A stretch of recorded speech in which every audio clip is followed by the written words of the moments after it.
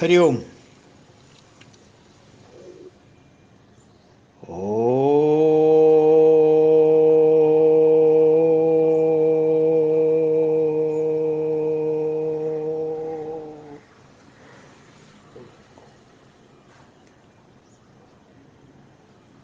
ओम सहनाववतु सहनौ भुनक्तु सह वीर्यं करवावहै तेजस्विनावधीतमस्तु मा विद्विषावहै।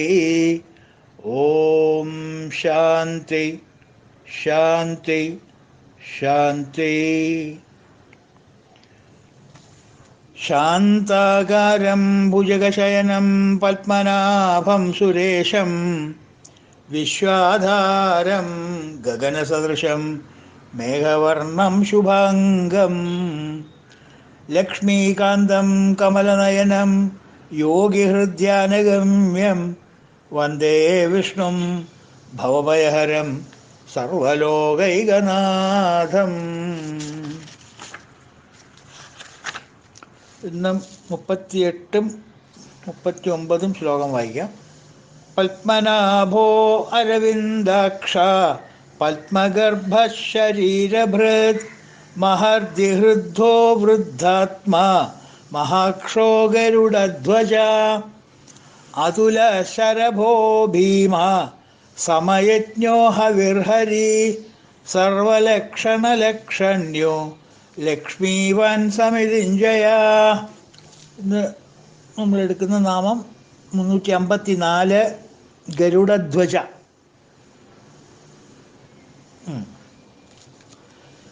ഗരുഡൻ്റെ ചിഹ്നം അല്ലെങ്കിൽ ഗരുഡൻ്റെ രൂപം പതാകയിൽ ഉള്ളവെന്നർത്ഥം. ഗരുഡധ്വജ, ധ്വജ മീൻസ് പതാക. രഥങ്ങൾക്കൊക്കെ മഹാരഥന്മാർക്കൊക്കെ അവരുടെ രഥത്തിൻ്റെ മുകളിൽ ഒരു പതാക വയ്ക്കാനുള്ളൊരു പെർമിഷൻ ഉണ്ടല്ലോ. അപ്പോൾ നമ്മൾ സ്റ്റേറ്റ് കാറൊക്കെ പോണ പോലെ ഒരു കൊടിയൊക്കെ വയ്ക്കാനുള്ള അധികാരമുണ്ട് ആരുടെ കാറാന്ന് അറിയിക്കാൻ വേണ്ടിയിട്ട്. അപ്പോൾ ആ ഗരുഡൻ്റെ ചിഹ്നം അല്ലെങ്കിൽ ഗരുഡൻ്റെ രൂപം പതാകയിൽ ഉള്ളത് വിഷ്ണുവിൻ്റെ രഥത്തിൻ്റെ മുകളിലാണ്. വിഷ്ണുവിൻ്റെ രഥത്തിൻ്റെ മുകളിലാണ്, കൊടിക്കൂറയുടെ മുകളിൽ ഇരിക്കുന്നത് ഗരുഡൻ്റെ ചിഹ്നമാണ്. വിഷ്ണു ഭഗവാന്റെ വാഹനത്തിൻ്റെ ചിഹ്നമാണ് അതിൻ്റെ മുകളിലിരിക്കുന്നത്. ഇതിനെ സംബന്ധിച്ചിട്ട് ചെറിയൊരു പുരാണ കഥയുണ്ട്. വലിയൊരു പുരാണമാണ്. ഗരുഡ പുരാണം എന്ന് പറഞ്ഞിട്ടൊരു പുരാണമുണ്ട്. വലിയൊരു പുരാണമാണത്. പക്ഷെ അതിൽ പ്രസക്തമായിട്ടുള്ള ചെറിയൊരു ഭാഗം, വളരെ വളരെ ചെറിയായിട്ടുള്ളൊരു ഭാഗം ഇതിനെ അനുസംബന്ധിച്ചിട്ടുള്ളൊരു കഥയുണ്ട്. അത് നമുക്കൊന്ന് കാണേണ്ടതുള്ളത്. ഗരുഡൻ്റെ കഥ മുഴുവനല്ല കേട്ടോ. ഗരുഡൻ്റെ കഥ മുഴുവൻ ഗരുഡ പുരാണം. അത് വലിയൊരു പ്രസ്ഥാനമാണത്. അപ്പം നമ്മുടെ ആവശ്യത്തിനുള്ളത് മാത്രം നമ്മൾ അതൊന്ന് അടർത്തിയെടുക്കണമെന്ന് മാത്രം ആ പുരാണത്തിൽ നിന്ന്. ഗരുഡൻ കശ്യപ മുനിക്ക് വിനിതയിൽ നിന്ന് ജനിച്ച പുത്രനാണ്. കശ്യപന് പ്രജാപതി ആയതുകൊണ്ട് ധാരാളം ഭാര്യമാരുണ്ട്. സന്താനോൽപത്തിക്ക് വേണ്ടിയിട്ട് ഒരുപാട് ഭാര്യമാരുണ്ട്. അതിലൊരു ഭാര്യയാണ് വിനിത, മറ്റൊരു ഭാര്യയാണ് കദ്രു. അപ്പോൾ വിനിതയിൽ നിന്ന് ജനിച്ച പുത്രനാണ് കശ്യപന്. വിനിതയിൽ നിന്ന് ജനിച്ച പുത്രനാണ് ഗരുഡൻ. മറ്റേ ഭാര്യ ഖദ്രു. ആ ഖദ്രുവും വിനിതയും തമ്മിൽ ഒരു നിസ്സാര ഒരു സൗന്ദര്യപ്പിണക്കം കാരണം ഒരു വാദപ്രതിവാദത്തിൽ രണ്ടുപേരും ഏർപ്പെട്ടിട്ട് അതിൽ വിനിത തോറ്റു, ഖദ്രു ജയിച്ചു. മനസ്സിലായില്ലേ? രണ്ട് ഭാര്യമാരുണ്ടെങ്കിൽ ഇതാണല്ലോ ഗതി. വെറുതെ അല്ല കുഞ്ചൻ പേര് പറഞ്ഞേക്കണല്ലേ, രണ്ടു കളത്രത്തെ ഉണ്ടാക്കി വയ്ക്കുന്ന തണ്ടു തപ്പിക്കൂ സുഖമില്ലൊരിക്കലും. ഇതിപ്പോൾ രണ്ടല്ല, അദ്ദേഹത്തിന് ഒരുപാട് ഒരുപാട് ഭാര്യമാരുണ്ട്. എനിവേ, അപ്പോൾ ഇവർ രണ്ടാളും കൂടി ഒരു ചെറിയൊരു തമ്മിത്തല്ലിൽ ഉണ്ടായിട്ട് ഒരു എന്താ പറയുക തർക്കമായി. ആ തർക്കത്തിൻ്റെ മുകളിൽ ഒരു വാദം വെച്ചു. ആ വാദത്തിൽ വിനിത തോറ്റു. അപ്പോൾ ഖദ്രു പറഞ്ഞു, അങ്ങനെയാണെങ്കിൽ വാദത്തിൻ്റെ നിയമപ്രകാരം ഖദ്രു പറഞ്ഞു, വിനിത എനിക്ക് അടിമയായിട്ടിരിക്കണം എന്ന് പറഞ്ഞു. അങ്ങനെ വിനിതയെ ഖദ്രു അടിമയാക്കി, അവളുടെ അടിച്ചുതളിക്കാരിയാക്കി, വീട്ടുപണിയൊക്കെ ചെയ്യാനുള്ള അടിച്ചുതളിക്കാരിയാക്കി പെണ്ണാക്കി. ഇത് കണ്ടപ്പോൾ വനിതയുടെ മകൻ ആണ് ഗരുഡൻ. ഗരുഡൻ സഹിച്ചില്ല.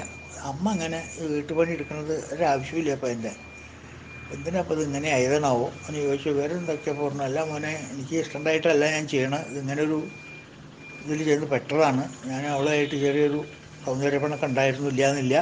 പക്ഷേ അത് ഒരു പന്തയത്തിൻ്റെ മുകളിലാണ് കലാശിച്ചത്. ആ പന്തയത്തിൽ നമ്മൾ തോറ്റു. ആ ധാർമ്മികമായിട്ട് നമ്മൾ തോറ്റു കഴിഞ്ഞാൽ ആ പന്തയം വെച്ച് എന്താ വെച്ചാൽ അതുപോലെ ഞാൻ അംഗീകരിക്കണ്ടേ. അപ്പോൾ അവളിനോട് പറഞ്ഞു, ഞാൻ തോറ്റാൽ ഞാൻ അവളുടെ അടിമയാവാം എന്നായിരുന്നു എൻ്റെ പന്തയം. അപ്പോൾ ഞാനതിന് എനിക്ക് നോക്കിയില്ല, അപ്പോൾ ഞാനതിന് ബന്ധസ്ഥയാണ്, പോകേണ്ട പറ്റില്ല എന്ന് പറഞ്ഞു. അപ്പോൾ പിന്നെന്താ ചെയ്യുക? ഗരുഡൻ പറഞ്ഞു, അത് ശരിയാണ്, പന്തയം വെച്ചിട്ടുണ്ടെങ്കിൽ അത് ശരിയാണ്. പക്ഷെ അപ്പോൾ നമുക്ക് അതിന് പോകാൻ വഴി കാണുള്ളൂ. അങ്ങനെ ജന്മം മുഴുവൻ അമ്മ അവിടെ ചെറിയമ്മയുടെ വലിയമ്മയുടെ അടുത്ത് പോയിട്ട് ഇങ്ങനെ വീട്ടുപണിയൊക്കെ ചെയ്യുന്നത് ശരിയല്ലല്ലോ. നമുക്ക് അതിൻ്റെ ആവശ്യമൊന്നുമില്ല, നമുക്ക് ഇവിടെ ഇരുന്നാൽ മതി. അപ്പോൾ എങ്ങനെയൊന്ന് ഒഴിവാക്കുക, ഈ അടിമത്തത്തിൽ നിന്ന് എങ്ങനെ ഒഴിവാക്കുക എന്ന് ചോദിച്ചപ്പോൾ വിനീത് പറഞ്ഞു, എനിക്കറിയില്ല മോനെ, നീ വനിതയോട് തന്നെ ചെന്ന് ചോദിക്കുക, അല്ല ഖദ്രുവിനോട് തന്നെ നീ ചോദിക്കുക, ചെറിയമ്മ വലിയമ്മ ആരാ എന്തോ ആവട്ടെ, ആർക്കാണ് സ്ഥാനം എന്നറിയില്ല, വലിയമ്മയായാലും കൊള്ളാം ചെറിയമ്മയായാലും കൊള്ളാം. ഏതായാലും നമ്മുടെ അടുത്ത് പോയിട്ട് ഗരുഡൻ ചെന്ന് ചോദിച്ചു, എന്താ വലിയമ്മ അല്ലെങ്കിൽ എന്താ ചെറിയമ്മ, ഇങ്ങനെയൊക്കെ കേട്ടു, നല്ല കുഴപ്പമൊന്നുമില്ല, ആയിക്കോട്ടെ. പക്ഷെ എനിക്ക് അതൊന്ന് അറിയേണ്ടത്, ജമം മുഴുവൻ അങ്ങനെ ഇരിക്കണം, അതിന് എന്തെങ്കിലും ഒരു പോവഴിയില്ലേ? അമ്മ എന്ന അടിമയിൽ നിന്ന് മുക്തിയാക്കാൻ എന്തെങ്കിലും ഒരു വഴി ചെറിയമ്മയുടെ അടുത്ത് ഉണ്ടോ? പറഞ്ഞു തരാൻ പറ്റുമോ? എന്നെക്കൊണ്ട് സാധിക്കണമെന്ന് ഞാൻ ചെയ്യാം. എനിക്ക് മനസ്സിന് വല്ലാത്ത വിഷമമുണ്ട് അങ്ങനെ അമ്മ വന്നിട്ട് ഇവിടെ അറക്കളപ്പണി ചെയ്യാമെന്നൊക്കെ പറഞ്ഞാൽ. അതിനെന്താ അതിന് വഴി എന്ന് ചോദിച്ചപ്പോൾ ആദ്യം കത്തിരി പറഞ്ഞു, അതൊന്നും പറ്റില്ല, എന്താ പറയണം, അങ്ങനെ ടിക്കറ്റാ ഉള്ളത്, നീ എൻ്റെ പണി നോക്കി എങ്ങോട്ടാച്ചാൽ പോക്കോ, അല്ല ട്രാൻസ്പോർട്ട് കമ്പനിയിലായിട്ട് ജോലി ഉണ്ടാവും പോക്കോ, അതുകൊണ്ട് ഇവിടെ ഞങ്ങളിങ്ങനെ കഴിഞ്ഞോളാം, നീ ഇപ്പോൾ അതിനെക്കുറിച്ച് ഒന്ന് അന്വേഷിക്കേണ്ട പറഞ്ഞപ്പോൾ വേടും പറഞ്ഞു, അതല്ല അങ്ങനെയല്ല,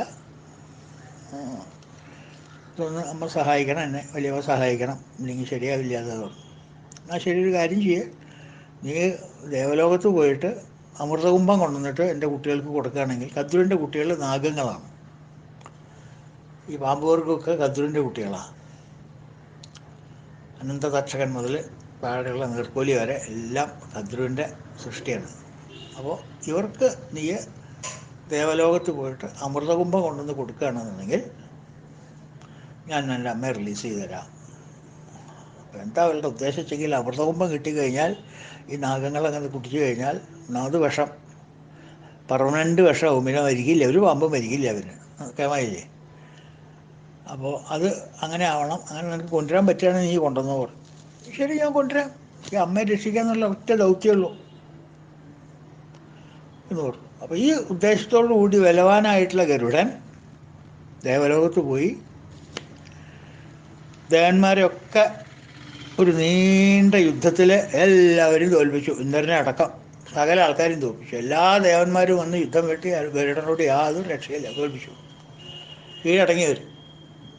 നേരെ പോയിട്ട് ലോക്കറിൽ പോയിട്ട് അമൃതകുംഭം എടുത്തു, അത് കൊണ്ടുവന്നു, അത് തലയിലും വെച്ച് വരണ വഴിക്കാണ് വേഗം തിരിച്ചുവിടെ ചെറുമയുടെ അടുത്ത് കൊണ്ടു കൊടുക്കണം, ചെറുമയുടെ കുട്ടികളുടെ കയ്യിൽ ഇതിനെ ഏൽപ്പിക്കണം. അതാരാ ചെറുമ പറഞ്ഞു വെച്ചാൽ ആ കുട്ടിക്ക് ഏൽപ്പിക്കാം, അനന്തനോ തക്ഷകനോ വാസുകിയോ ആരൊക്കെ ഏൽപ്പിക്കേണ്ട വെച്ചാൽ അങ്ങോട്ട് ഏൽപ്പിക്കാം, അല്ലെങ്കിൽ നമ്മുടെ കയ്യിൽ തന്നെ അങ്ങോട്ട് ഏൽപ്പിക്കാം എന്ന് മനസ്സ് വെച്ചിട്ട് വഴിക്ക് വരുമ്പോഴാണ് നമ്മുടെ കാരണപ്പാട് കാണുന്നത്. ആരെ? വിഷ്ണു. ഐ, എവിടുന്നാ ഗരുഡൻ വരണേ എന്ന് ചോദിച്ചു. ഒന്നും അറിയാത്ത പോലെ. അതൊന്നും അറിഞ്ഞില്ലേ, എല്ലാവരും ഒരു പാട്ടിലാക്കിയിട്ടാണ് ഞാൻ ഇങ്ങോട്ട് വരുന്നത്. എന്താ പറ്റിയേ ഇങ്ങനെ? അപ്പം കഥയൊക്കെ പറഞ്ഞു. അപ്പോൾ വിഷ്ണു പറഞ്ഞു, അതൊക്കെ ശരിയാണ്, പക്ഷേ ദേവലോകത്തുനിന്നൊരു സാധനം ഇവിടുന്ന് കൊണ്ടുപോകുമ്പോൾ എൻ്റെ അനുമതി ഇല്ലാണ്ട് കൊണ്ടുപോകാൻ പറ്റില്ല ഗരുഡാ. നീ അവരെയൊക്കെ ജയിച്ചിട്ടുണ്ടാവും, പക്ഷെ അങ്ങനെയാണെങ്കിൽ എന്നെയും കൂടി ജയിച്ചിട്ട് വേണ്ടേ എനിക്കത് കൊണ്ടുപോകും, അതല്ല എൻ്റെ ധർമ്മം. എന്നോട് ഞാൻ ധർമ്മം പറഞ്ഞു തരേണ്ട കാര്യമില്ലല്ലോ. എന്നാൽ ശരി, എന്താ വേണ്ടത് ചെയ്തോളൂ എന്ന് ഭഗവാനും ഗരുഡനായിട്ട് ഒരംഗം, ഒരു പയറ്റ് കിടന്നു. അവിടെ വർഷങ്ങൾ നീണ്ടു എന്നാണ് പറഞ്ഞു ഗരുഡ പുരാണത്തിൽ. ആ ഗരുഡനും ഭഗവാനായിട്ടുള്ള യുദ്ധം. മനസ്സിലായോ? ഇതൊക്കെ ഭഗവാന്റെ ഒരു സ്ട്രാറ്റജിയാണ്. നമുക്ക് അവസാനം മനസ്സിലാവും എല്ലാം ഭഗവാന്റെ ഒരു സ്ട്രാറ്റജിയാണ്. എന്താ അദ്ദേഹത്തിൻ്റെ മായാവിലാസം എന്നാണ് വിചാരിച്ചിരിക്കുന്നത്? എന്നിട്ട് കൊല്ലങ്ങളോളം ഗരുഡനായിട്ട് യുദ്ധം ചെയ്ത് ഭഗവാൻ തോൽക്കാൻ പാടില്ലല്ലോ. ഗരുഡന് ജയിക്കാനും പറ്റുന്നില്ല. അങ്ങനെ ഒരു അവസ്ഥയായി. ഭഗവാട്ട് തോൽക്കണമില്ല, പാമ്പ് ചാവണമില്ല, വടി ഒടിയണമില്ല, അച്ഛൻ ജയിക്കണമില്ല, ഗരുഡൻ ജയിക്കണില്ല. എന്നാൽ പിന്നെ ജയിച്ചങ്ങോട്ട് പോവായിരുന്നു. വിഷ്ണു തോൽക്കണമില്ല, എന്നാൽ പിന്നെ തോൽവി സമ്മതിക്കായിരുന്നു. രണ്ടുമില്ല. മനസ്സിലായില്ലേ? കുറേ കാലം യുദ്ധം കഴിഞ്ഞപ്പോൾ ഒരു വിരാമം ഇട്ടു വരും. യുദ്ധത്തിന് വിരാമം ഇട്ടിട്ട് വിഷ്ണു പറഞ്ഞു, ഞാൻ തോറ്റിട്ടൊന്നുമില്ല ഗരുഡ, പക്ഷെ ഒരു കാര്യം, എൻ്റെ സാമർഥ്യം ഞാൻ സമ്മതിച്ചു തന്നിരിക്കുന്നു. നീ അതിമഹാനായിട്ടുള്ളൊരു യുദ്ധ എന്താണ് പോരാളിയാണ്. എൻ്റെ യുദ്ധവും എൻ്റെ അടവും എൻ്റെ തന്ത്രമൊക്കെ ഞാൻ സമ്മതിച്ചു തന്നിരിക്കുന്നു. ഞാൻ I am prepared to concede. ആ കാര്യത്തിൽ എന്നെ യുദ്ധത്തിൽ നീ തോൽപ്പിച്ചിട്ടില്ല, പക്ഷെ എനിക്ക് എൻ്റെ പ്രവൃത്തിയൊക്കെ ഇഷ്ടമായി. അതുകൊണ്ട് ഞാൻ തോറ്റ പോലെ തന്നെ എനിക്ക് കണക്കാക്കാം എന്ന് പറഞ്ഞു. ഓ ശരി, സന്തോഷമായി രണ്ടുപേർക്കും. അപ്പോൾ വിഷ്ണു പറഞ്ഞു, എന്നൊരു കാര്യം ചെയ്യാൻ കരുടാ, നിന്നിൽ എനിക്ക് വളരെ പ്രസന്ന, വളരെ വളരെ മതിപ്പാണ് എന്നോട് എനിക്ക്. ഇവിടെയാണ് തുടങ്ങണത്, സ്ട്രാറ്റജിയുടെ തുടക്കം ഇവിടെയാണ്. അതിനെ എനിക്ക് വളരെ മതിപ്പാണ്. മനസ്സിലായോ? എൻ്റെ ആ വേഗതയും എൻ്റെ ആ കുശലതയും എന്നെക്കുറിച്ച് ഞാൻ അതിനു മുമ്പ് കേട്ടിട്ടുമുണ്ട്. വളരെ സ്പീഡിൽ പോണൊരു വാഹനമാണ് നീ എന്നൊക്കെ ഞാൻ കേട്ടിട്ടുണ്ട്. വളരെ എന്നെ കൗച്ചു വയ്ക്കാൻ ആരുമില്ല. എൻ്റെ ശക്തി, എൻ്റെ ബലം, എൻ്റെ വേഗത, ഇതെല്ലാം എന്താ പറയണ, പ്രശംസയ്ക്ക് അർഹിക്കുന്ന, പാത്രീഭവിക്കുന്ന ഒരു ഒരു കഴിവാണ് എൻ്റെ. അതിലെനിക്ക് വളരെ വളരെ സന്തോഷമുണ്ട്. അതുകൊണ്ട് നിനക്ക് എന്ത് വരാ വേണ്ട വെച്ചാൽ എന്നോട് ചോദിക്കുക. ഗരുഡനാരാണ്? ഗരുഡനോടോ? ഗരുഡൻ പറഞ്ഞു, ഇതൊക്കെ ഉണ്ടെങ്കിൽ അവർക്ക് ഭയങ്കര ഒരു അഹംഭാവമാണ് ഗരുഡന്. അങ്ങനെ ഒരു ദോഷമുണ്ട്. മനസ്സിലായില്ലേ? എല്ലാം കുറേ ദോഷം ഉണ്ടാകുമ്പോൾ എന്തെങ്കിലും ഗുണം ഉണ്ടാകുമ്പോൾ എന്തെങ്കിലും ദോഷം ഇല്ലാണ്ടിരിക്കുമോ?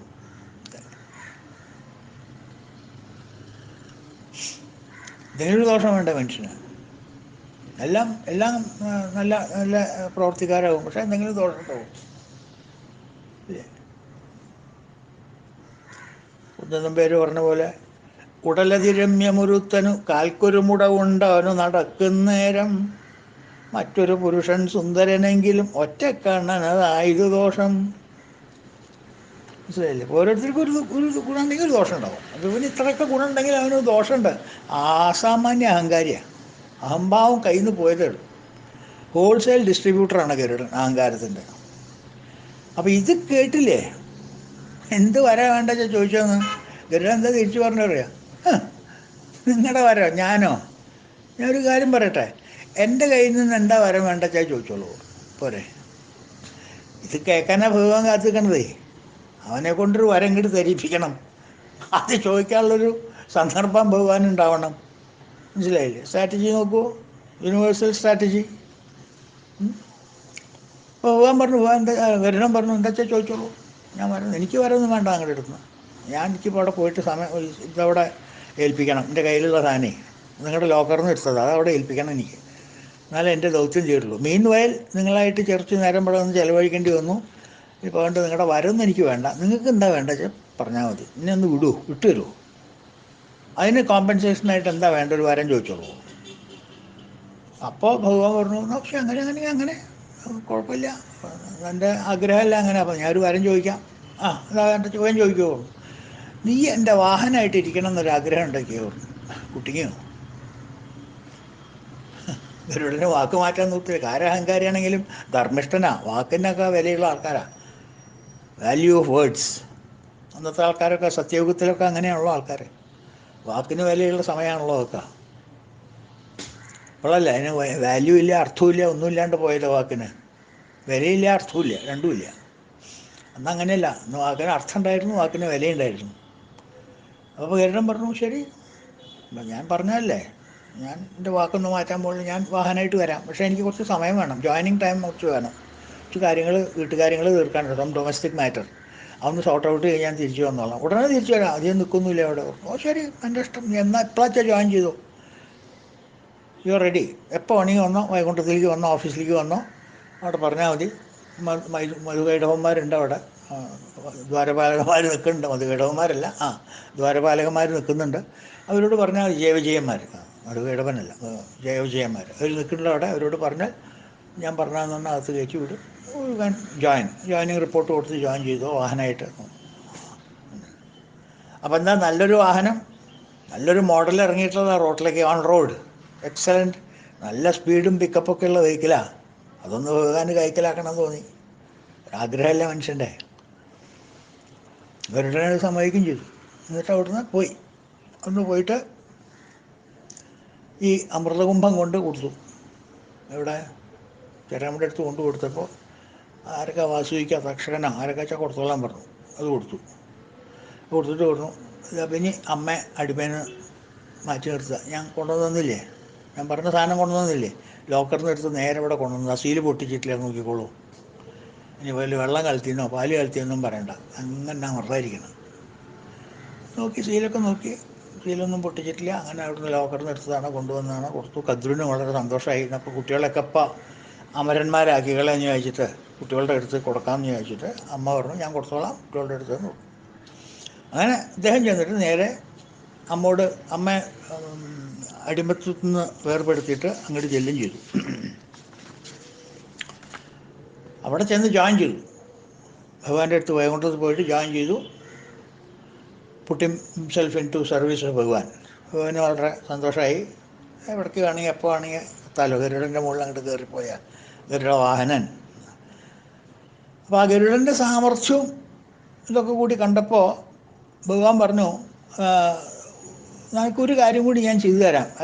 നീ ഏതായാലും ഇപ്പോൾ ജോയിൻ ചെയ്തതല്ലേ, എൻ്റെ ഒരു ഒരു ഒരു ഇമേജ് ഞാൻ എൻ്റെ കൊടിയുമിൽ വയ്ക്കാം. അപ്പോൾ ആൾക്കാർക്ക് അറിയണം ആരാതത്. അപ്പോൾ നിനക്കൊരു പബ്ലിസിറ്റി ആയി അത്, അല്ലേ? ഇപ്പോൾ സ്റ്റേറ്റ് കാറിൻ്റെ മുകളിലൊക്കെ ബെൻസ് കാറിൻ്റെ ഒരു പടം വെച്ച് എങ്ങനെയുണ്ടാവും, എന്തൊരു അഡ്വർടൈസ്മെൻ്റ് ആകുമോ ബെൻസ് കാറിന്, അല്ലേ? അഡ്വർടൈസ്മെൻറ്റ് ടെക്നിക്കല്ലേ അത്. അപ്പോൾ എൻ്റെ കൊടിക്കൂറയുടെ മുകളിൽ എൻ്റെ ഒരു ഇമേജ് കയറ്റി വയ്ക്കാം, അതിന് ഞാൻ സമ്മതിക്കാമെന്ന് പറഞ്ഞു. സന്തോഷമായി കയറുന്നു. ഉടനെ അപ്പം തന്നെ വാട്സാപ്പിൽ ഫോട്ടോ എടുത്ത് അയച്ചെടുത്ത് പ്രോസസ്സ് ചെയ്ത് കൊടിയുമ്പിൽ അതൊരു കുത്തും കുത്തി മുകളിൽ കയറ്റി വെച്ചു. അതാണ് ഗരുഡ ധ്വജൻ എന്ന് പറയുന്നത്. ഇപ്പുറത്ത് എന്ത് നടന്നു വെച്ചാൽ അത് വേറെ കഥ. ഇപ്പുറത്ത് എന്താ നടന്നു വെച്ചാൽ, ദേവേന്ദ്രനോട് പറഞ്ഞു ഭഗവാൻ, ഒരു കാര്യം ചെയ്യേ, ഗരുഡൻ അങ്ങോട്ട് പോയിട്ടുണ്ട്, അവിടെ എത്തുന്നതിന് മുമ്പ് നിങ്ങളൊക്കെ പോയിട്ട് ആ അമൃത് എങ്ങനെയെങ്കിലും നാഗങ്ങളുടെ എന്ത് തട്ടിപ്പറിച്ചിങ്ങോട്ട് കൊണ്ടുപോരെ, ഇല്ലെങ്കിൽ ആകെ അബദ്ധവും. അവരല്ലെങ്കിൽ തന്നെ വിഷമുള്ള ജാതികളാണ്. കള്ളുമോന്തി കുരങ്ങച്ചൻ മധ്യ ഞണ്ടെന്നിറുക്കി പോൽ ഭൂതവും കയറി ബാധിച്ചു, പിന്നത്തെ കഥ എന്തുവാന്ന് ചോദിച്ച പോലെ പൊതുവേ നാഗങ്ങൾ, ക്രൂര വിഷങ്ങൾ, എൻ്റെ ഇടയിൽ കൂടെ അമൃതം കൂടിയും കഴിച്ചാലത്തെ കാര്യം പറയണോ പിന്നെ? അതുകൊണ്ട് അതെങ്ങനെയും തട്ടിച്ചു കൊണ്ട് അത് ഞാൻ ഏറ്റവും കുഴപ്പമില്ല. ഗരുഡനിൽ നിന്ന് തട്ടിപ്പറിക്കാനേ വിഷമമുള്ളൂ, നാഗങ്ങളുടെ നിന്നൊക്കെ ഞാൻ തട്ടിപ്പറിച്ചോളാം. അതിപ്പോൾ എന്താ പറയുക, ദക്ഷനായാലും ശരി, വാസുകിയായാലും ശരി, അനന്തനായാലും ശരി, ആരായാലും ശരി, ഇപ്പോൾ കദ്രു ആയാലും എനിക്ക് കുഴപ്പമൊന്നുമില്ല, ഞാൻ തട്ടിപ്പറിച്ചോളാം എന്ന് പറഞ്ഞു. അവിടെ പോയിട്ട് നാഗങ്ങളുടെ കയ്യിൽ നിന്ന് സാധനം തട്ടിപ്പറിച്ചുകൊണ്ട് കൊണ്ടുവരും ചെയ്തു. അപ്പം എന്ത് പറ്റി, കദ്രു വിനിതയെ റിലീസ് ചെയ്തു. കദ്രുവിന് അമൃതകുംഭം കുട്ടികൾക്ക് കൊടുത്ത് കുട്ടികൾക്ക് ഉപയോഗിക്കാൻ പറ്റിയില്ല.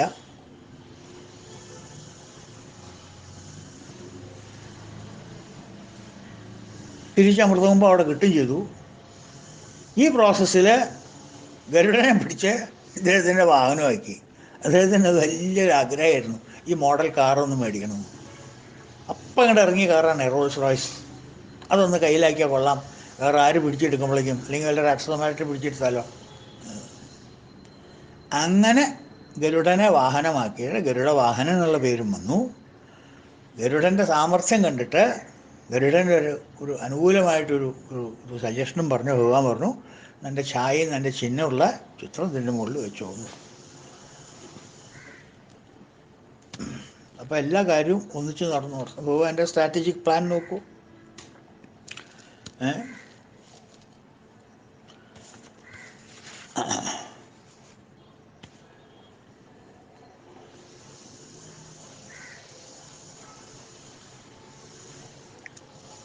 അപ്പം ഇതാണ് എൻ്റെ കഥ. മനസ്സിലായില്ലേ? അതുകൊണ്ടാണ് ഭഗവാന് ഗരുഡധ്വജൻ, ഗരുഡധ്വജ എന്നുള്ള പേര് വരാൻ കാരണം. ഈ കഥയിൽ നിന്ന് നമ്മൾ പഠിക്കേണ്ട ഒരു പാഠമുണ്ട്. നമ്മളെല്ലാവരും പഠിക്കേണ്ട ഒരു പാഠമുണ്ട്.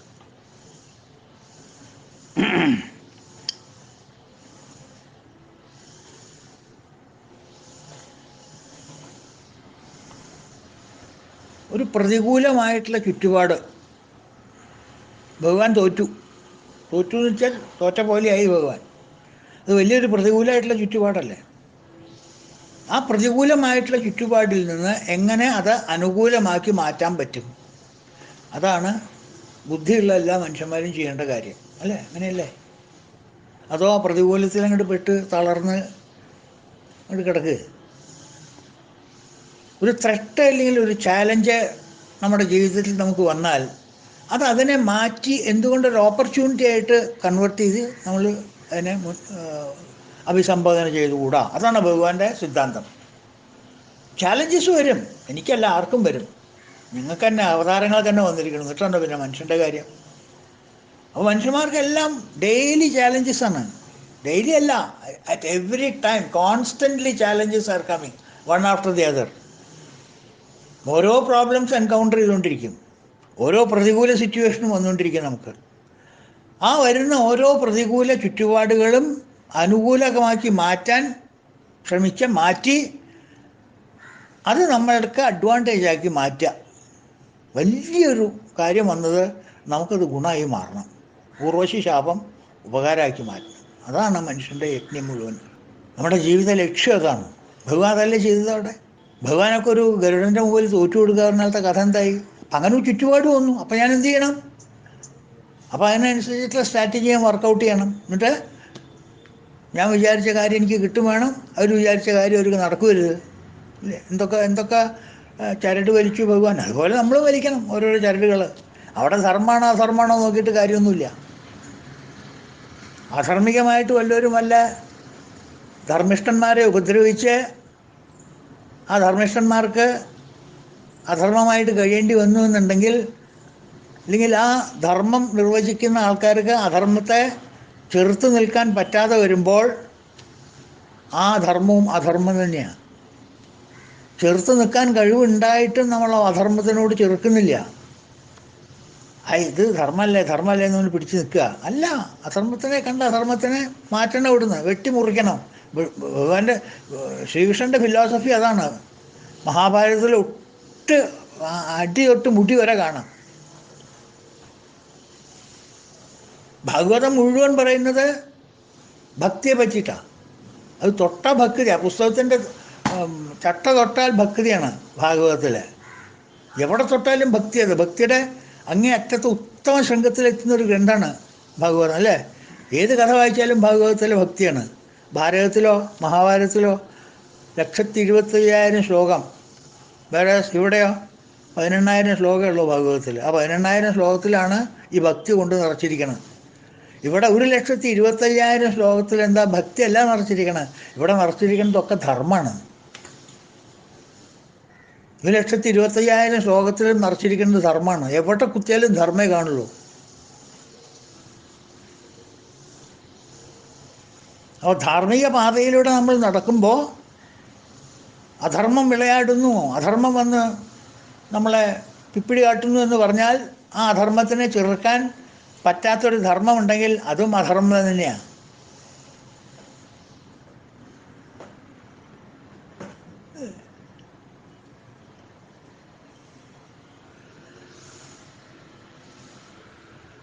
അധർമ്മത്തിന് ഞാൻ കീഴ്പ്പെട്ട് എൻ്റെ ധർമ്മം അധർമ്മത്തിന് കീഴ്പ്പെട്ടു എന്നുണ്ടെങ്കിൽ എൻ്റെ ധർമ്മം അധർമ്മമായി മാറിയില്ലേ? ആലോചിച്ച് നോക്കൂ.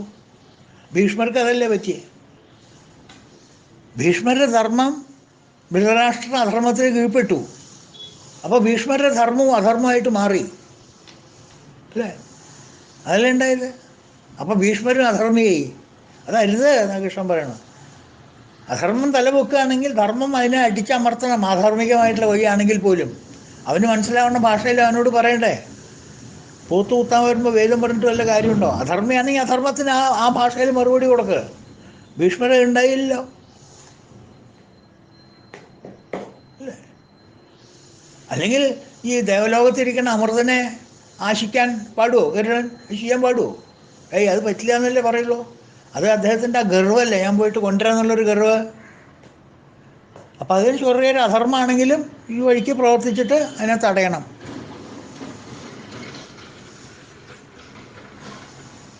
ഇന്നിപ്പോൾ നമ്മൾ നോൺ വയലൻസ് ഹിംസ എന്നൊക്കെ പറയുന്നില്ലേ?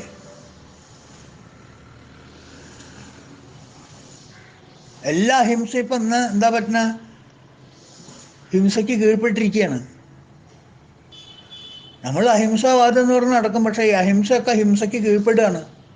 അപ്പുറത്ത് വടിയും കൊടുവാളൊക്കെ എടുത്താൽ നമ്മളെ പേടിപ്പിക്കുക, നമുക്ക് മിണ്ടാൻ നിർത്തിയില്ല. അങ്ങനെയുള്ള ഹിംസ അങ്ങനെയുള്ള അഹിംസ ഹിംസ തന്നെയാണ്. ഉള്ളൂരിലൊരു ഈരടിയുണ്ട്, ഹിംസയ്ക്കു കീഴ്പ്പെടും ഏതോരഹിംസയും ഹിംസ തൻ പര്യായ ശബ്ദം മാത്രം. രസാദല്ലേ? ഹിംസയ്ക്കു കീഴ്പ്പെടും ഏതൊരഹിംസയും ഹിംസ തൻ പര്യായ ശബ്ദം മാത്രം. അതുപോലെ തന്നെ ഏത് അധർമ്മത്തിനും കീഴ്പ്പെടുന്ന ധർമ്മം അധർമ്മം തന്നെയാണ്. അപ്പോൾ അനുകൂലമായിട്ടുള്ള ചുറ്റുപാട്, നമ്മൾക്ക് പ്രതികൂലമായിട്ടുള്ള ചുറ്റുപാടിൽ നിന്ന് ധാർമ്മികമായിട്ടിരിക്കുമ്പോൾ ഒരു പ്രതികൂല ചുറ്റുപാട് നമ്മൾ വന്നാൽ അതിനെ അനുകൂലമായിട്ടുള്ള ചുറ്റുപാടാക്കാനായിട്ട് അധർമ്മം കാരണമാണ് ഇത് പ്രതികൂലമായി വന്നതെന്നുണ്ടെങ്കിൽ ആ അധർമ്മത്തെ ചെറുക്കാൻ, അധർമ്മമാണെങ്കിൽ അധർമ്മമായതുകൊണ്ട് തെറ്റൊന്നുമില്ല, ചെറിയൊരു മേമ്പൊടിയൊക്കെ ആവാം. മഹാഭാരത യുദ്ധത്തിൽ ഒട്ടനീളം നമ്മൾ അതല്ലേ കണ്ടേ? എന്നാലും ധർമ്മക്ഷേത്രമാണത്. ആ കുരുക്ഷേത്രം ധർമ്മക്ഷേത്രമാണ്. അപ്പോൾ ധർമ്മം എന്നുള്ളതിൻ്റെ വ്യാഖ്യാനം എന്താണെന്ന് നമ്മൾ മനസ്സിലാക്കാതെ, അത് പ്യുവർ ഒരു ഡെഫിനേഷനിൽ മാത്രം പോയിട്ട് അതിൻ്റെ പ്രാക്ടിക്കൽ ടെക്നിക്കൽ അപ്ലിക്കേഷൻ ജീവിതത്തിൽ എന്താണെന്ന് മനസ്സിലാക്കാതെ മുറിവൈദ്യന്മാരുള്ളത് കൊണ്ടാണ് നമുക്ക് ഈ പ്രശ്നങ്ങളൊക്കെ പറ്റുന്നത്. നമ്മുടെ ജീവിതത്തിലും അതെ. ആരുടെ ജീവിതത്തിൽ? ഭീഷ്മർക്ക് പോലും പറ്റി, പിന്നെ അത് നമ്മുടെ കാര്യം.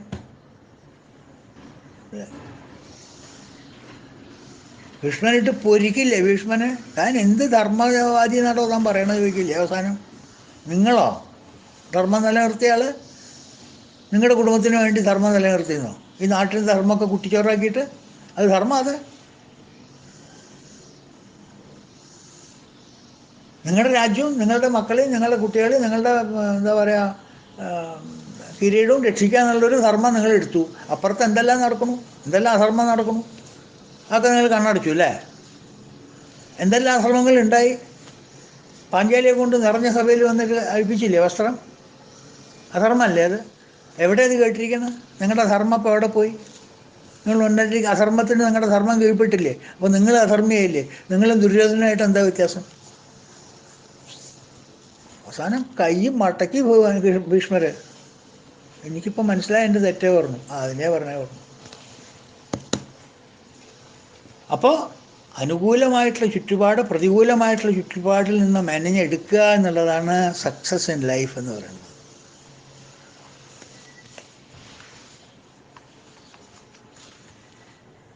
മനസ്സിലായി? ഇപ്പോൾ ഭഗവാൻ അൾട്ടിമേറ്റ്ലി എന്തൊക്കെ കിട്ടി? ടോപ്പ് ക്ലാസ് ഒരു വണ്ടി കിട്ടി, അമൃത് ഇറ്റ് ഈസ് എന്താ പറയുക ഇൻടാക്റ്റ്, അത് തിരിച്ചു കിട്ടി. പിന്നെന്താ വേണ്ട? തോറ്റുപോയ ആളാണ് അല്ലേ?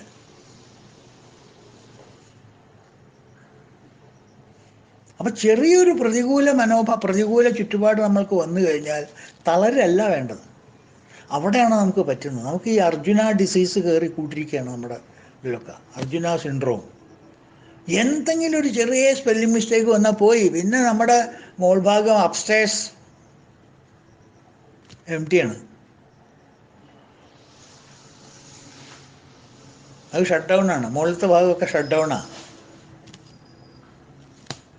ഉത്തമാംഗം ഔട്ട് ഓഫ് ഓർഡർ, അത് വർക്ക് ചെയ്യില്ല. പിന്നെ ചെറിയൊരു പ്രതികൂലം വന്നാൽ, ഒരു ക്രൈസിസ്, കാലത്ത് 10 മിനിറ്റ് വൈകി പേപ്പർ വന്നില്ല, ബഹളമായി ഇല്ലേ? പിന്നെ ഒരു 10 മിനിറ്റ്, പിന്നെ ഒരു 20 മിനിറ്റിന് ആൾ നിങ്ങളെ പിടിച്ചാൽ കിട്ടില്ല. എന്താ ഈ പേപ്പറുകാരൻ എങ്ങനെ, അവനോട് ഞാൻ അന്നേ പറഞ്ഞിട്ടുള്ളതാണ് നേരത്തെ അവിടെ കൊണ്ടിടണമെന്ന്, ഇങ്ങനെയൊക്കെ എങ്ങനെയാ, എന്താ ചെയ്യുക. ഒരു 15 മിനിറ്റ് വിൽമകാരം വരാൻ വൈകി, കുറച്ച് ഓഫീസിലേക്ക് പോകാൻ വൈകി, ഒരു 15 മിനിറ്റ് വൈകി. ആ വീട്ടിലെ ഭാര്യയുടെയും കുട്ടികളുടെയൊക്കെ സ്ഥിതി ആലോചിച്ച് നോക്കൂ, ഈ രാക്ഷസൻ്റെ പ്രകടനം. എന്നിട്ട് ഒരു വിധം പുറത്തേക്ക് ചാടി കാറിൽ കയറി സമാധാനമായി എന്ന് പറഞ്ഞാൽ ആ അമ്മയും കുട്ടികളും അവിടെ ഇരിക്കുമ്പോഴാണ് കാറിൽ പോകുമ്പോൾ ഒരു മുടിഞ്ഞ ട്രാഫിക് ബ്ലോക്ക്. എന്താ ചെയ്യുക? അപ്പം ചെറിയൊരു നിസ്സാരം, നമ്മുടെ മനസ്സൊക്കെ വളരെ എലാസ്റ്റിക്കാണ്. ചെറിയൊരു നിസ്സാര കാരണം ഉണ്ടെങ്കിൽ അത് അങ്ങോട്ട് ഷട്ട് ഓഫ് ആവും, പെട്ടെന്ന് ഷട്ട് ഓഫ് ആവും. അപ്പോഴാണ് വർക്ക് ചെയ്യേണ്ടത്. സാധാരണ സമയത്ത് ഷട്ട് ഓഫ് ചെയ്തോ കുഴപ്പമില്ല. നിങ്ങളുടെ എന്താ പറയുക, അനുകൂലമായിട്ടുള്ള അവസ്ഥയിലാണ് നിങ്ങൾ ഇരിക്കുന്നതെന്നുണ്ടെങ്കിൽ മേൽഭാഗം ഒന്ന് ഷട്ട് ഓഫ് ചെയ്തുകൊണ്ട് കുഴപ്പമില്ല, ഒരബദ്ധവും പറ്റില്ല. System will take care of it self. പക്ഷെ എപ്പോഴാണോ പ്രതികൂല അവസ്ഥ നിങ്ങളെ നേരിടുന്നത്, ആ സമയത്ത് ഉത്തമാംഗം വർക്ക് ചെയ്തില്ല എന്നുണ്ടെങ്കിൽ അത് ഔട്ട് ഓഫ് ഓർഡർ ഇട്ട് അവിടെ പവർ ഫെയിലിയർ ആയാൽ പിന്നെ ആകെ താളം തെറ്റും. ഇതാണ് നമ്മൾക്ക് പറ്റുന്ന അബദ്ധം മുഴുവൻ. നമ്മൾ ശ്രദ്ധിക്കാനും പറ്റുന്നില്ല. എപ്പോൾ നമുക്കൊരു പ്രതികൂല അവസ്ഥ വന്നു അവിടെ നമ്മൾ തളർന്നു. അർജുന ഡിസീസ്. അതാണ് നമ്മൾ ഈ കഥയിൽ നിന്ന് പഠിക്കേണ്ടത്. നിത്യ ജീവിതത്തിൽ പ്രഭാഷണം പറയാനും പ്രഭാഷണം കേൾക്കാനും അല്ല, നിത്യജീവിതത്തിൽ ഓരോരോ ഇൻസ്റ്റൻസസിലും, ഓഫീസിലേക്ക് പുറപ്പെടുമ്പോൾ, ഓഫീസിലെത്തി കഴിഞ്ഞാൽ, തിരിച്ചു വരുമ്പോൾ, 5 മിനിറ്റ് വൈകി തിരിച്ചു വരാൻ, അല്ലെങ്കിൽ 5 മിനിറ്റ് നേരത്തെ വന്നു, എന്തെങ്കിലുമൊക്കെ. നമുക്ക് എപ്പോഴും ദേഷ്യം വരാനുള്ള കാര്യങ്ങൾ ധാരാളം ഉണ്ട് ഈ ലോകത്തിൽ. കാരണം നമ്മുടെ മനസ്സ് അത്ര വീക്കാണ്. ഡോറ് തുറക്കാൻ നോക്കിയിട്ട് ഒരു പ്രാവശ്യം ബെല്ലടിച്ച് വന്നില്ലെങ്കിൽ ദേഷ്യം വന്നു. എന്താ ഈ മനുഷ്യന്മാരിങ്ങനെ. ചിലപ്പോൾ ടോയ്ലറ്റിൽ പോയിരിക്കുകയായിരിക്കും, അല്ലെങ്കിൽ വേറെ ഏതെങ്കിലും കുട്ടികളുടെ കാര്യങ്ങൾ നോക്കാതിരിക്കുകയായിരിക്കും. ഒരു പ്രാവശ്യം ബെല്ലടിച്ച് കിട്ടിയില്ലെങ്കിൽ ഇവിടെ ആരുമില്ലേ, എന്താ അത് കഥ. ഒരു ക്ഷമ എന്ന് പറഞ്ഞതോ, അല്ലെങ്കിൽ ഒരു പ്രതികൂലത്തിന് അനുകൂലമാക്കാനുള്ളൊരു മാനസികാവസ്ഥയോ, ഇതൊക്കെ നമ്മൾ നഷ്ടപ്പെട്ടില്ലേ. അതൊക്കെ വളർത്തിയെടുക്കണം. അതെങ്ങനെയാണ് വളർത്തിയെടുക്കുക? ഇങ്ങനെയുള്ള കഥകൾ കേൾക്കുക, കഥകളിൽ നിന്നുള്ള തത്വം നമ്മൾ ഉൾക്കൊള്ളുക, മഹാന്മാരുടെ ചരിതങ്ങൾ വായിക്കുക, മനസ്സിലാക്കുക എന്തൊക്കെ അവർ ചെയ്തിരിക്കണം, ഏതൊക്കെ രീതിയിലാണ് പുരാണ പുരുഷന്മാർ പോയിരിക്കണം, ഏതൊക്കെ രീതിയിലാണ് പുരാണ ക്യാരക്ടേഴ്സ് അവരുടെ പെരുമാറ്റം എങ്ങനെയൊക്കെ ഉണ്ടായിരിക്കും. അതൊക്കെ നമുക്ക് എന്തിനാ? ഭീഷ്മർ ജനിച്ചോ ദ്രോണർ പോയോ ഇതൊന്നും അറിയാനില്ല. അതൊന്നുമല്ല നമ്മുടെ കാര്യം, ഒന്നുമല്ല നമുക്ക് ഇൻട്രസ്റ്റ്. നമ്മൾ we have nothing to do with history and geography. അത് കുരുക്ഷേത്രം എന്ന് പറയുന്നത് എവിടെ, ഹരിയാനയാണോ അതോ ചണ്ഡീഗറാണോ? അതറിഞ്ഞിട്ട് ഇനിയിപ്പോൾ ഞാൻ ഭാരതം വായിക്കുള്ളൂ. അതിപ്പോൾ അറിയണം എനിക്ക്. Is it Chandigarh or is it somewhere else, Haryana? അത് അറിഞ്ഞിട്ട് ഇനി അടുത്ത ശ്ലോകം വായിക്കില്ല, അത് അറിഞ്ഞിട്ട് ആർക്കാ നഷ്ടം? കൃഷ്ണൻ എന്ന് പറഞ്ഞ ക്യാരക്ടർ ഉണ്ടായിരുന്നോ? ശ്രീരാമൻ ജനിച്ചിട്ടുണ്ടോ? പാലം കെട്ടിയിട്ടുണ്ടോ? രാവണൻ എന്ന് പറഞ്ഞൊരു ക്യാരക്ടർ ഉണ്ടോ? ഇതൊക്കെ അറിഞ്ഞിട്ട് നമുക്കെന്താ കാര്യം? ആകപ്പാട രാമായണത്തിന് പഠിക്കേണ്ട കഥ എന്താ നമുക്ക് മനസ്സിലായില്ലേ? അതാ പഠിച്ചാൽ പോരെ. എന്തിനാ ഈ ക്യൂറിയസ് ക്വസ്റ്റ്യൻസ് ചോദിക്കണേ? ഉത്തരം കിട്ടാത്ത ചോദ്യങ്ങളാണെന്ന് അറിഞ്ഞിട്ടും പിന്നെയും ചോദിക്കണതല്ലേ ഏറ്റവും വലിയ മണ്ടത്തരം. അപ്പം അതിനെ പുരാണങ്ങളുടെ നിലയ്ക്ക് നിർത്തുക, അതിൽ നിന്ന് ഉൾക്കൊള്ളേണ്ടത് നമ്മൾ ഉൾക്കൊള്ളുക, ഉൾക്കൊള്ളാൻ പറ്റാത്ത കളയാ. അതിനുള്ള സ്വാതന്ത്ര്യം നമുക്കുണ്ടല്ലോ.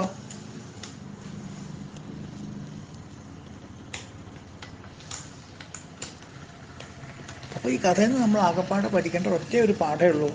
പ്രതികൂലമായിട്ടുള്ള അവസ്ഥ നമ്മൾ എപ്പോൾ നേരിടുന്നുവോ അവിടെ നമ്മൾ തളരാതെ, കാലിൻ്റെ ബലം കുറയാതെ, വിശർക്കാതെ, അർജുനന് പറ്റിയിട്ടുള്ള സിംറ്റംസ് ഒന്നുമില്ലാതെ നോക്കി മനസ്സുറപ്പിച്ച് ബുദ്ധി സ്ഥിരമാക്കി ഒരു ശരിക്ക് സ്ഥിതപ്രജ്ഞനെ പോലെ നമ്മൾ പെരുമാറിക്കഴിഞ്ഞാൽ ആ പ്രതികൂല ചുറ്റുപാട് തീർച്ചയായിട്ടും അനുകൂലമായിട്ട് മാറും.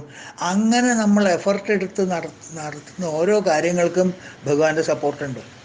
തിരിച്ചാണെങ്കിലോ അവനവിടെ കിടക്കട്ടെ എന്ന് പറയും.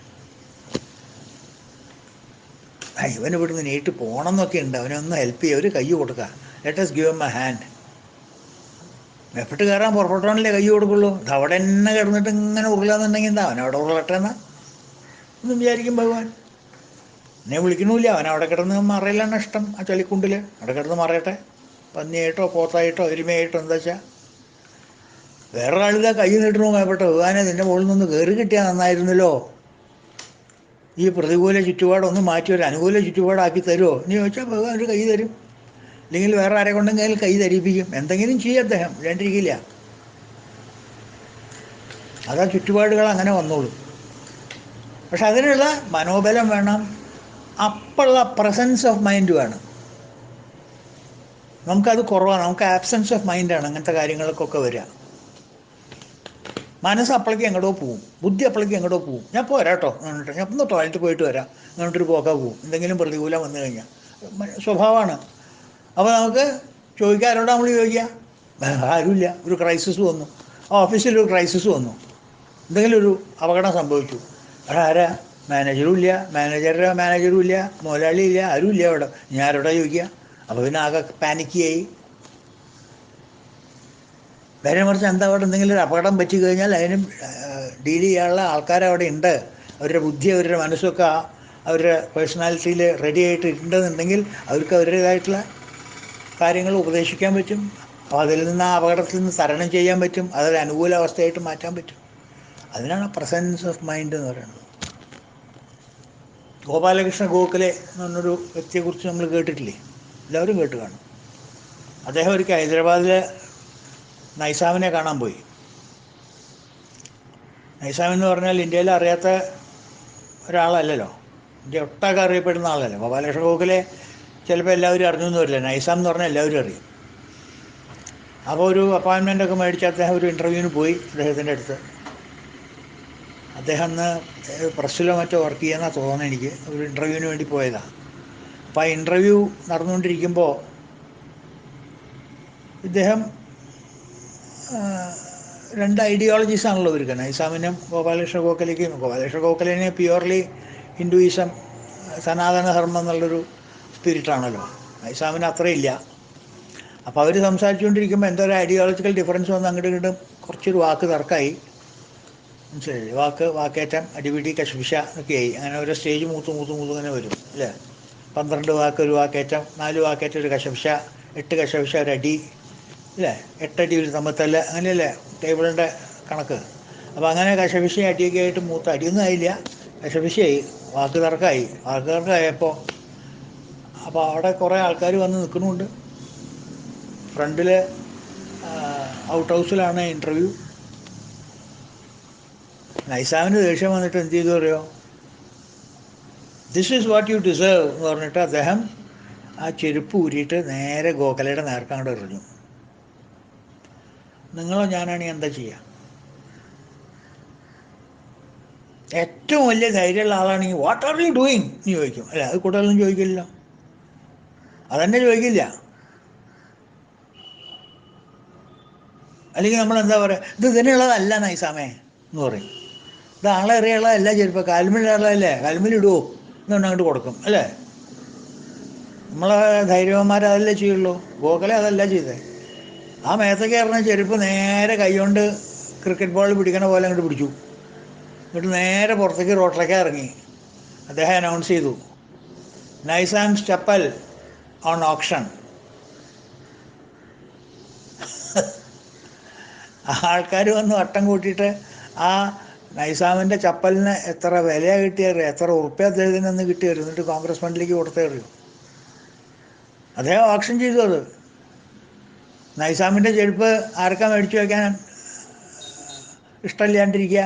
അത് വെച്ചാൽ എന്താ പറയുക, ഒരു മ്യൂസിയം പീസല്ലേ നൈസാം ഉപയോഗിച്ചിരുന്ന ചെരുപ്പ്, ഫ്രഷ് ആയിട്ടുള്ള ചെരുപ്പ്. മനസ്സിലായില്ല? അപ്പോൾ ആരാ അവിടെ നാണം കെട്ടത്? നൈസാം തന്നെ. ജയിച്ചതാരാ? ഗോഖലെ. അങ്ങോട്ട് കുറേ പൈസ ഉണ്ടാക്കി തന്നു. ചെരുപ്പ് അങ്ങോട്ട് എറിഞ്ഞു നല്ലേ ഉള്ളൂ, സാരല്ലേ, പത്രത്തിലെ പ്രശ്നമുള്ളൂ, എന്ത് വലിയ കാര്യമൊന്നുമില്ല.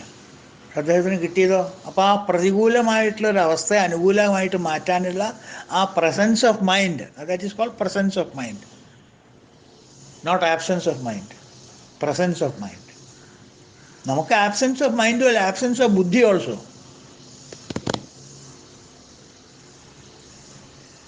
അതാണ് നമുക്ക് ആവശ്യം. അപ്പോൾ അതാണ് ഈ കഥയിൽ നിന്ന് നമ്മൾ പഠിക്കേണ്ടത്. അപ്പോൾ ഇത് ഗരുഡധ്വജ എന്നുള്ളൊരു നാമമാണ്. വളരെ കുറച്ചൊന്ന് ഡൈലേറ്റ് ചെയ്ത് തോന്നുന്നു എനിക്ക്. പക്ഷേ സാരില്ല, ഇടയ്ക്ക് അങ്ങനെയൊക്കെ ചെയ്യാമല്ലോ. 2 ദിവസം മുമ്പ് നമ്മൾ 2-4 നാമം ഒന്നിച്ച് ഓടിച്ചു പോയില്ലേ. അപ്പോൾ അതിന് കുറച്ച് നേരം ഇങ്ങനെയും ചിലവഴിക്കാം എന്ന് വിചാരിച്ചു. നടക്കട്ടെ, അപ്പോൾ ആ കാര്യം നടക്കട്ടെ. ചിലപ്പോൾ ഒക്കെ അങ്ങനെ വേണ്ടി വരും അല്ലേ. ചില നാമങ്ങൾ എടുത്തു കഴിഞ്ഞാൽ അതിൻ്റെ മുകളിലുള്ള കഥയും ഉപകഥയ്ക്ക് ആയിട്ട് ചിലപ്പോൾ അങ്ങനെ പോകും. അപ്പം നാളെ നമുക്ക് അടുത്ത നാമത്തിലേക്ക് കിടക്കാം. ഇന്ന് തൽക്കാലം ഇവിടെ ഗരുഡധ്വജ എന്ന് വെച്ച് നിർത്തുക. ഹരി ഓം. ഓം പൂർണ്ണമദ പൂർണ്ണമിദം പൂർണ്ണാത് പൂർണ്ണമുദച്യതേ പൂർണ്ണസ്യ പൂർണ്ണമാദായ പൂർണ്ണമേവാവശിഷ്യതേ. ഓം ശാന്തി ശാന്തി ശാന്തി. ഹരി ഓം തത്സത്.